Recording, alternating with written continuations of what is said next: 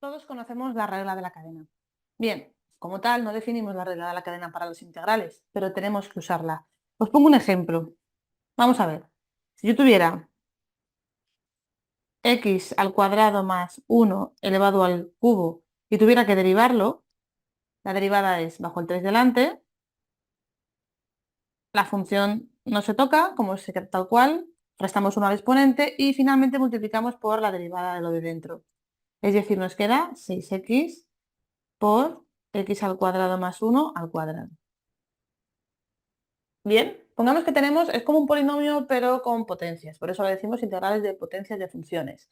Vamos a ver si yo tengo el problema de integrar x por x al cuadrado más 1 al cuadrado, diferencial de x. Un ejercicio normal. Tengo que detectar, antes de empezar, que dentro de la potencia tengo una función cuya derivada está fuera, al menos en el mismo orden que debería estar. Quizá le falte algo, pero solo será un detalle. En este caso, tenemos una función que es x más 1 dentro y su derivada es 2x. Y esa derivada yo la tengo fuera en el mismo orden. Me falta el 2, pero el 2 es algo que puedo poner yo, utilizando la propiedad de multiplicar por escalares. Sabemos que podemos multiplicar dentro y fuera. Entonces, me hace falta un 2 delante para poder integrar aplicando esta fórmula, que es la regla de la cadena a la inversa. Tengo una función elevada a n y fuera tengo su derivada. Vamos a marcar con colores qué es cada parte. Aquí tengo una función, que es esta de aquí. Luego la tengo elevada a n, que en este caso n es 2. Y fuera tengo la derivada de lo de dentro, pero no exactamente. La derivada de lo de dentro, la derivada de lo de dentro de la función, recordar funciones compuestas, regla de la cadena. La derivada de lo de dentro es 2x, me falta el 2, pero el 2 es algo que yo puedo poner. Así que este 2 es algo que me he inventado yo para poder forzar que la fórmula funcione.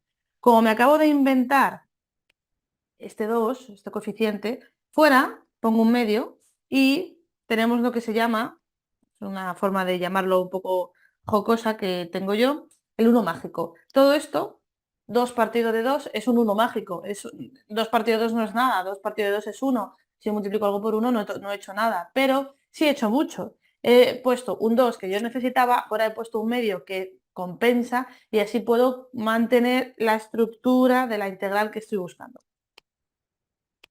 Bien, una vez que he forzado la fórmula, ya puedo integrar tranquilamente. Un medio por la derivada de lo de dentro que está ahí, pero fijaros, a la hora de integrar desaparece. Desaparece, pero para poder desaparecer tenía que haber estado. Así que ahora ya sí que la puedo quitar y tenemos que la integral es solo esto de aquí, sumado 1, un grado, x al cuadrado más 1, le sumamos 1 más y dividimos entre ese que hemos sumado. Y tenemos x al cuadrado más 1 al cubo partido de 6 más c. Bueno, evidentemente estas dos funciones no son la misma, son el mismo núcleo, es decir, x al cuadrado más 1 elevado al cuadrado al cubo por x, pero fijaros que cuando derivamos ponemos un 6 y cuando integramos, como ese 6 no lo teníamos, acaba dividido entre 6. Estas integrales se les llama inmediatas. Inmediatas porque se usa una función elemental, que es un polinomio x al cuadrado, o sea, x al cuadrado, x al cubo, o bien una función compuesta con un polinomio, como es el caso de f elevado a n, pero a mí me hace mucha gracia cuando llamamos inmediatas porque a veces, me vais a creer, tardamos muchísimo en obtenerlas, así que de rápidas, nada. Simplemente son integrales que no necesitan hacerse con una serie de pasos que más adelante explicaremos. Vale, pues os voy a poner otro ejemplo. Un ejemplo que me gusta mucho a mí. Logaritmo de x partido de x, diferencial de x. Y diréis, bueno, eso no tiene nada que ver, ¿no? Parece una integral de logaritmos. Para nada. De hecho, las integrales de logaritmos no tienen logaritmos en su fórmula. Así, cuando la vemos, no nos parece que sea de ese tipo, ¿no? De potencia. Pero si yo la coloco así, 1 partido de x por logaritmo de x, diferencial de x, podemos observar que tenemos una función, lo voy a marcar con los mismos colores que antes. Tenemos aquí una función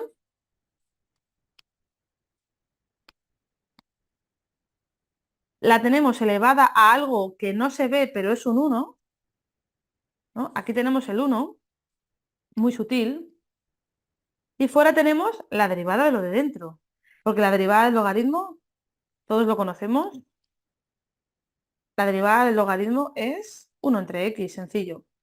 Entonces tenemos una función elevada a 1, por eso no habíamos puesto nada, y fuera tenemos la derivada de esa potencia. Bueno, pues una vez que vemos que encaja a la perfección con la fórmula que tenemos arriba, tengo una función elevada a un número, en este caso es 1, fuera tengo la derivada de esa función, por lo tanto, aplicando esta fórmula de aquí, obtenemos logaritmo de x al cuadrado partido de 1 más 1, 2. ¿Quién nos iba a decir que esto era un polinomio? Bien, es un polinomio compuesto con un logaritmo. Y ya por último, os pongo un último ejemplo. Coseno de x por el seno de cuadrado de x, diferencial de x. Como estamos en este tema, ya sabéis que será una integral de potencia. Pero es verdad que cuando veis funciones trigonométricas no os gusta mucho, que ya lo veo yo en mi aula, y las evitáis o pensáis que es un cambio de variable o que es algo que no conocéis. Pero para nada. Vemos que tenemos una función, coseno de x, derivada, y aquí tenemos el seno de x y todo ello al cuadrado, ¿vale? Ese cuadrado que está sobre la n se puede poner elevándolo a todo. Y como todo el mundo sabe, la derivada del seno es el coseno, así que es tal cual, es más inmediata imposible. Tenemos una función que es el seno elevada a 2, a n igual a 2, y fuera tenemos la derivada del seno, que es el coseno. Aplicando la regla de la cadena a la inversa, la integral sería seno de x elevado al cubo dividido entre 3 más c. Este tipo de integrales es una de las más importantes y además es un poco compleja. Tenemos que aprender a dominarlas bien, entender bien el procedimiento y conseguir dominarlas.